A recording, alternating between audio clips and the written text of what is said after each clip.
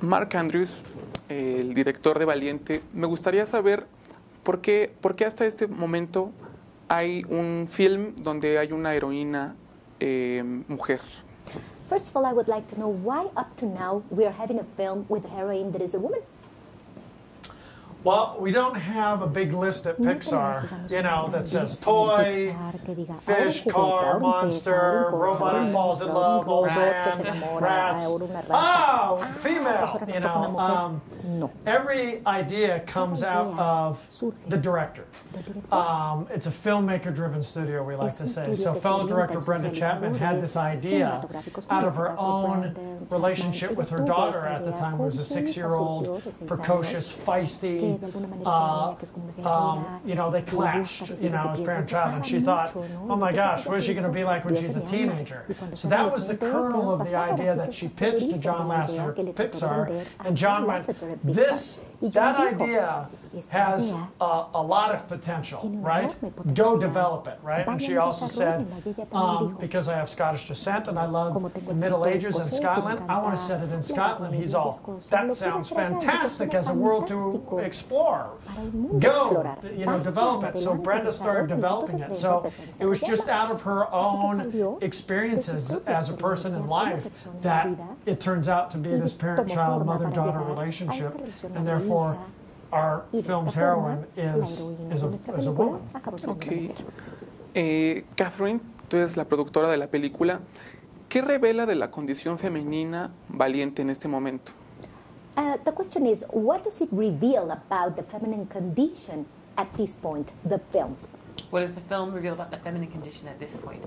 Like at this point in time? ¿Te refieres a este momento en la vida en general, a este momento de vida, esta época? Actualmente, esta época. Currently, in this era. I think this is an ancient tale taking place in a long ago medieval Scotland, and yet it has, as you can say, some very contemporary, relatable, modern elements to it. The idea of that at times not quite fit in, and that's okay. You can still love your family and have your family love you, even if you're a little bit different from what they want from you.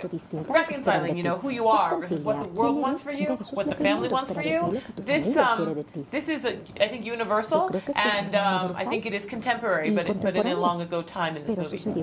Okay. Mark, las mujeres pelirrojas o la gente pelirroja siempre ha sido diferente. Tenemos casos, por ejemplo, como Julianne Moore o Isabelle Huppert, que son distintas. ¿En qué está inspirada?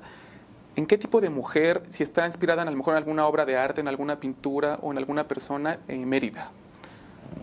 Now, speaking of red-headed women, they're always different, you know. We have cases such as Julianne Moore or Isabelle Huppert. I would like to know if you got any inspiration for this particular character of Mérida from maybe art, a painting, a special person? No, I mean, she's a character of contrast.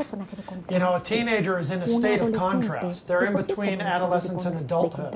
So we had to design her to be of contrast. You know, she's this wild, untamed individual. Her hair reflects wild and untamed individual, right? Her passion, her fiery nature, that kind of upstart, you know, her confidence is all in that color, right? She also pops off the background, right, of these deep blue, dark greens of the Scottish Highlands. We need to see her in every frame. She needs to stand out because her personality stands out. So it's visual storytelling. We don't copy. We may look and be inspired by things, but it's all about telling the story, right? And we, you know, being a female and being a princess is the last things that go on top of the character. We build from the ground up. What does this character need to do, right, to be inspirational? What is their journey? What are their tools and their talents? What are their weaknesses?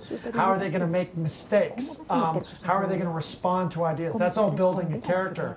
And then her being a woman in medieval times is to raise the stakes of the conflict of that of those decisions, making her a princess. On top of that, further raises the stakes of the conflicts of that time period, right? If she was a guy, we wouldn't have the same kind of issues, which is why we set it in the time period. If we set this in modern times, coming of age and growing up requires great bravery and often will put you at odds with your family. This is not a new idea. We're just exploring it in a new way, right? With the magic and the legends in this particular film.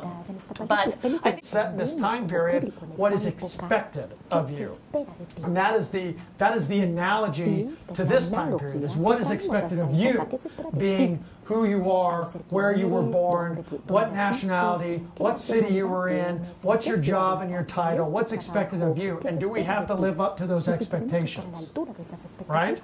And then there's our expectations of what we want to be, and somewhere in the middle is who we really are, and that's what storytelling is all about.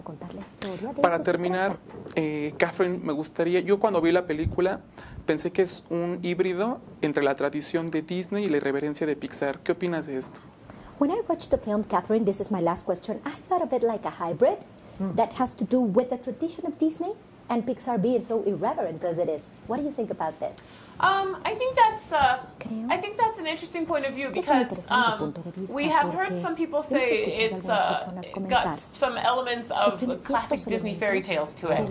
And we did not set out to tell a classic Disney fairy tale, but we are always inspired by everything we've absorbed in our lives and seen. And we love the classic Disney tales. But really, I think we were more inspired by the ancient tales of the Brothers Grimm and these dark cautionary tales for kids, where in the woods something very bad could happen to you, and that your actions have real consequences, real possibly dire repercussions, can put great danger on you or your loved ones. So that was those were more the inspirations for it. But yes, we definitely set out to tell a story that had some traditional elements in a completely Pixar way. This is a different kind of character. She is not going to be saved by any prince. She is not going to be saved by anyone. There's even the magic. No magic can save her. She has to solve her own problems. She's not perfect. She creates her own problems. She makes mistakes. All of these were our own very Pixar contemporary ways of telling the story. And of course, the Pixar humor and adventure and unexpected twists that are more the Pixar hallmark. I think that was our intention. Okay. Thank you. Thank you. Muchas gracias. Gracias a ustedes. Necesito una fotografía de ustedes. Sure.